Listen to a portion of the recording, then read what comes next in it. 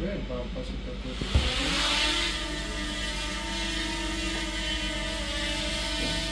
আপনার memory storage হচ্ছে এটা। এখন যদি আপনি ভিডিও করেন, তাহলে 128 জিবি দিয়ে হচ্ছে আপনি 8 ঘন্টা ভিডিও করতে পারবেন। আর এটা যদি আপনি 2.7 কে 30 দিয়ে দেন তাহলে 7 ঘন্টার মতো আপনি ভিডিও করতে পারবেন। আর রেঞ্জের ব্যাপারটা হচ্ছে এখান থেকে আপনি বাড়াতে পারবেন। আর এখান থেকে হচ্ছে আপনি ড্রোনটা দেখতে পারবেন, আপনি কোথায় আছেন, ড্রোনটা কোথায় আছে। আর কাউন্টিংয়ের ব্যাপারটা, এটা বাম পাশে করে যাবে নিচে, আর নর্মাল মোড, স্পোর্টস মোড আর ক্যামেরা মোড হচ্ছে এটা হচ্ছে আপনার নর্মাল, আস্তে আস্তে যাবে।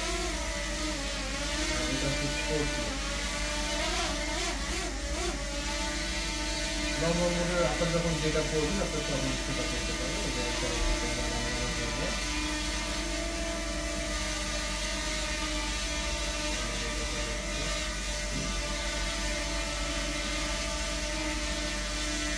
এটা হচ্ছে সামনে যাবে,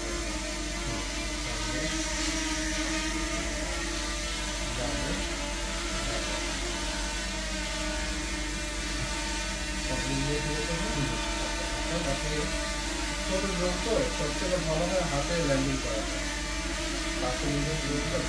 এতটুকু আপনি পজিশনে রাখবেন, নিচে একটা সেন্সর আছে, যদি আপনি এইভাবে নেন তাহলে ড্রোনটা আরো উঠে চলে যাবে।